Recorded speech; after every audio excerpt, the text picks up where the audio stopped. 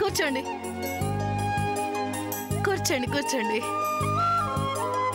కూర్చున్నాం గాని నీ కూతురు పద్మ, అదే పెళ్లి కూతురుని ఒకసారి పిలువమ్మా. వచ్చి రాగానే పెళ్లి కూతుర్ని చూడాలా? మా ఊరి వాళ్ళందరికీ నేనంటే చాలా అభిమానం చెల్లి, అందుకే పద్మని చూడాలని తహతహలాడిపోతున్నారు. మీరందరూ కూర్చొని రిలాక్స్ అవ్వండి, నేను వెళ్ళి పద్మని తీసుకొని వస్తాను. చెల్లి నువ్వు వీళ్ళందరితో మాట్లాడుతూ ఉండు. అలాగే నువ్వు వెళ్ళి తీసుకురా. చంద్ర మాట్లాడరా.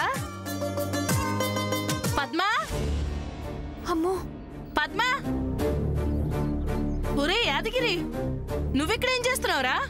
అమ్మా అది ఏంటి అదేంటి చెప్పు. అమ్మా, నాకు కాస్త తలనొప్పిగా ఉంటే నేనే అతన్ని కాఫీ అడిగాను, ఇవ్వడానికి వచ్చాడు అంతే. నీకు వీడు కాఫీ తెచ్చేవడం ఏంటే? పనివాణ్ణి వంటుని కదమ్మా, అందుకనే కాఫీ తీసుకొచ్చాను. అయితే మాత్రం సరాసరి బెడ్రూమ్ లోకి వచ్చేస్తావా? బుద్ధి లేదా నీకు? ముందు బయటకెళ్ళు, వెళ్ళు. ఇదిగో తీసుకో, వెళ్ళు. వెళ్ళమంటున్నాను కదా. ఏంటమ్మా అలా కసురుకుంటావు? తప్పు కదా. నీ మొహం.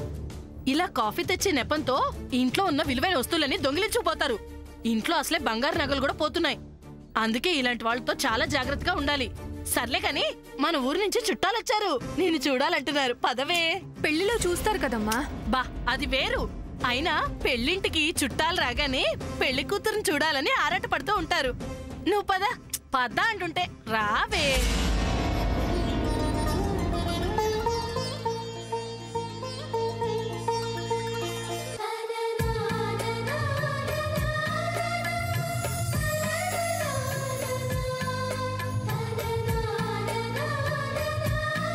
పద్మ,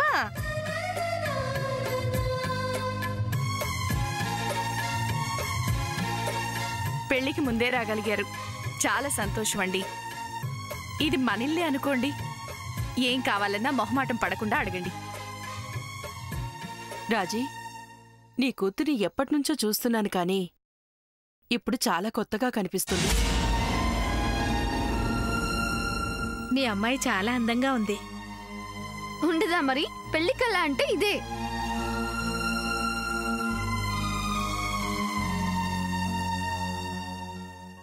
అది సరేగాని ఇంతకీ అల్లుడిగారేరమ్మా? అదేనమ్మా, పెళ్లి కొడుకుగారు ఎక్కడా? ఇప్పటిదాకా ఇక్కడే ఉన్నారు కదక్కా, లోపల ఉన్నట్టున్నారు పిల్లక్క. అల్లుడు గారు బయటకెళ్ళారు చెల్లి. అదేంటక్కా, ఇన్నాళ్ళు ఇక్కడే ఉండి పెళ్లికి చుట్టాలంతా వచ్చే సమయానికి ఎక్కడికో వెళ్ళడమేంటి? అది ఏదో పనుందంట. అదేం కాదులే, ఇంకేదో అయ్యుంటుంది. ఇంకేదో అంటే? అదే పెళ్లి కాకుండానే అత్తారింట్లో తిష్ట వేశాడేంటా అబ్బాయి అని వచ్చిన వాళ్ళందరూ అనుకుంటారని భయం కాబోలు. అసలు ఇలాంటి చెత్త ఆలోచనలు అనుమానాలు నీకెలా వస్తాయి? రాజీ, కనీసం ఇలాంటి సమయంలో అయినా మీరు వాదించుకోకుండా మాట్లాడరా?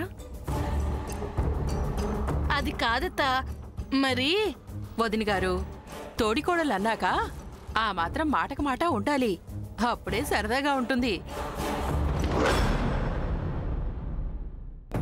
ఏంటి ఇలా అరుచుకోవడం, ఒకళ్ళనొకళ్ళు తిట్టుకోవడం ఇదొక సరదారా? భలే దానివమ్మా. తోడికోడళ్ళంటే ఎలా ఉండాలి? సొంత అక్కా చెల్లెళ్ళుగా అన్యోన్యంగా ఇద్దరు ఒకే మాట మీద ఉండాలి.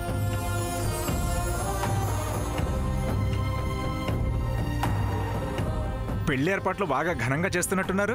అవునవును, అంతా నా కొడుకు సూర్య. అదిగో మాటలోనే వచ్చేశాడు. మా వాడి చేతుల మీదుగానే ఇదంతా జరుగుతుంది. అదేం కాదురే, మా చంద్రలేడు, వాడు కూడా ఎంత కష్టపడుతున్నాడని.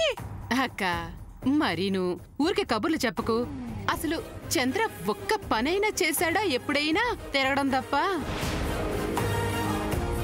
అమ్మా, ఇప్పుడు ఈ మాటలని అవసరం? చూడండమ్మా, ఎవరెంత కష్టపడ్డారన్నది ముఖ్యం కాదు. పద్మ పెళ్లి పనులను ఎవరెంత ఇష్టంగా అభిమానంగా చేశారన్నదే ముఖ్యం. అసలే మీరంతా ప్రయాణం చేసి అలసిపోయి వచ్చారు. కాస్త విశ్రాంతి తీసుకోండి. తర్వాత మాట్లాడుకుందాం. బాబురా